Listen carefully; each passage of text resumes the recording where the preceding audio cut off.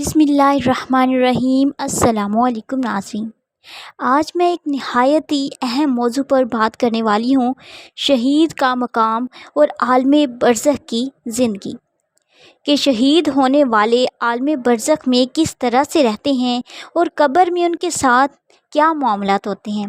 ان سب سوالوں کے جواب ہم آج آپ کو قرآن و احادیث کی روشنی میں دیں گے، اس لیے اس ویڈیو کو آخر تک ضرور دیکھیے گا۔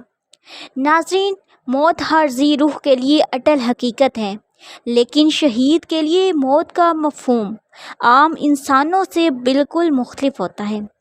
شہادت وہ اعلیٰ مقام ہے جو کہ اللہ تعالیٰ صرف اپنے خاص بندوں کو ہی عطا فرماتا ہے۔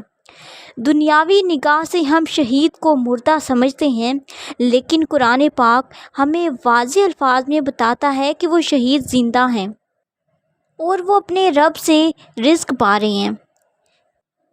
اسی طرح موت کے بعد روح ایک خاص مقام سے گزرتی ہے جسے ہم عالم برزخ کہتے ہیں۔ یہ دنیا اور آخرت کے درمیان ایک عالم ہے جس میں ہر روح کو اپنے اعمال کے مطابق ٹھہرایا جاتا ہے۔ اللہ پاک قرآن پاک میں ارشاد فرماتا ہے، اور جو لوگ اللہ تعالیٰ کی راہ میں قتل کیے جائیں انہیں مردہ مت کہو، بلکہ وہ زندہ ہیں اور اپنے رب کے پاس سے رزق پا رہے ہیں۔ سورۃ آل عمران۔ شہید مرتے نہیں بلکہ زندہ رہتے ہیں۔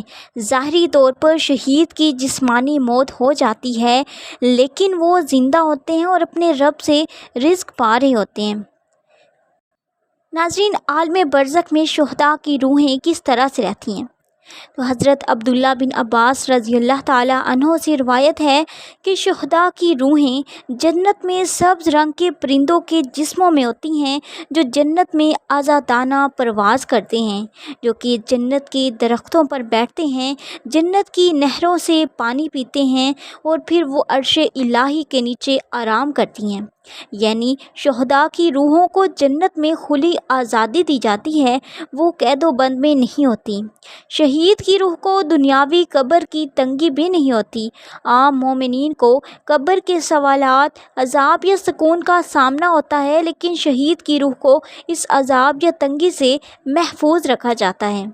ان کی روحوں کو برزخ میں بھی کوئی تنگی نہیں ہوتی، بلکہ ان کا برزخ جنت کا ایک ٹکڑا بن جاتا ہے اور وہ براہ راست اللہ تعالیٰ کی مہمان نوازی میں ہوتی ہیں اور ان کو جنت کے رزق سے نوازا جاتا ہے۔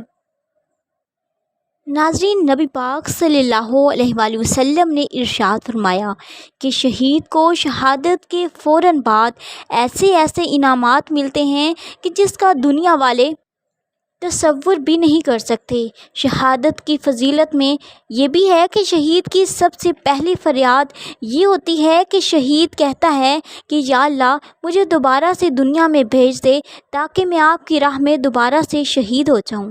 ایک دفعہ جہاد میں ایک صحابی شدید زخمی ہو گئے۔ لوگوں نے جب انہیں دیکھا تو ان کے لبوں پر مسکراہٹ تھی۔ کسی نے پوچھا کہ اے اللہ کے نبی صلی اللہ علیہ وآلہ وسلم، یہ نوجوان شہید تو ہو چکا ہے، لیکن یہ مسکرا کیوں رہا ہے؟ تو حضور صلی اللہ علیہ وآلہ وسلم نے فرمایا کہ اللہ تعالیٰ نے اس شہید کو ابھی جنت میں اس کی حور سے ملاقات کرائی ہے۔ جب اس نے حور کی طرف دیکھا تو مسکرا اٹھا۔ یہ مسکراہٹ اس اطمینان، سکون اور خوشی کی ہے جو کہ اللہ تعالیٰ کے دیے ہوئے انعامات سے اس کے دل میں اتری۔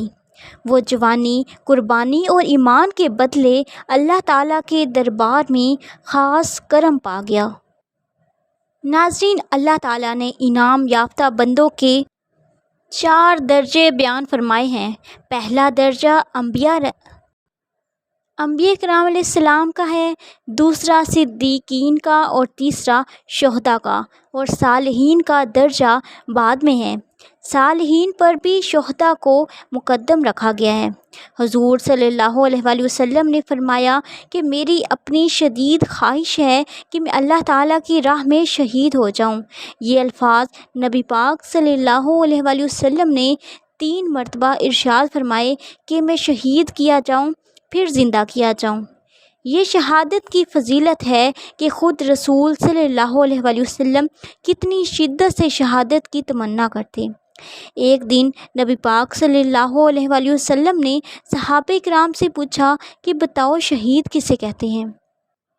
تو صحابہ نے عرض کیا کہ یا رسول اللہ، شہید اس کو کہتے ہیں جو میدان میں اپنی جان کا نذرانہ لے کر اترے اور اپنی جان قربان کر دے۔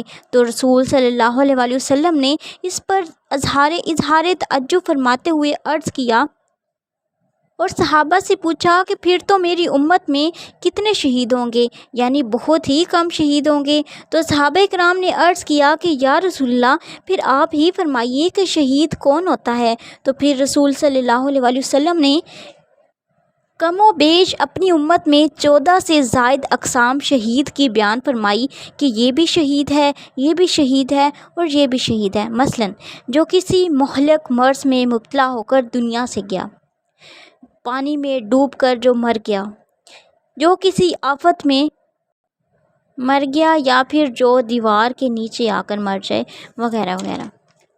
لیکن جب ہم شہید کی قسمیں بیان کرتے ہیں تو ایک ہے شہید حقیقی اور دوسری قسم ہے شہید حکمی۔ حقیقی شہید وہی ہے جس نے حق کی خاطر اپنی جان میدان میں جا کر ہتھیلی پر جان رکھ کر اللہ کے حضور پیش کی اور باطل کے ساتھ لڑتے ہوئے اپنی جان کا نذرانہ پیش کر دیا، اسی کہیں گے حقیقی شہید۔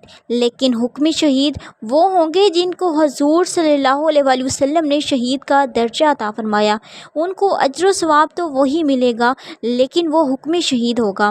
اس لیے حضور صلی اللہ علیہ وآلہ وسلم کی امت میں کثیر شہداء ہوں گے، اور قیامت کے روز اللہ تعالیٰ ان شہداء کے لیے میدان حشر میں ممبر لگوا دیں گے، ان کے بیٹھنے کے لیے نور کے ممبر ہوں گے، اور وہ انبیاء کرام علیہ السلام کے ساتھ بیٹھے ہوں گے، اور لوگ ان کے مرتبے پر رشک کریں گے کہ یہ کون سے لوگ ہیں جن کا مقام اور مرتبہ اللہ تعالیٰ نے اس قدر بلند فرما دیا ہے۔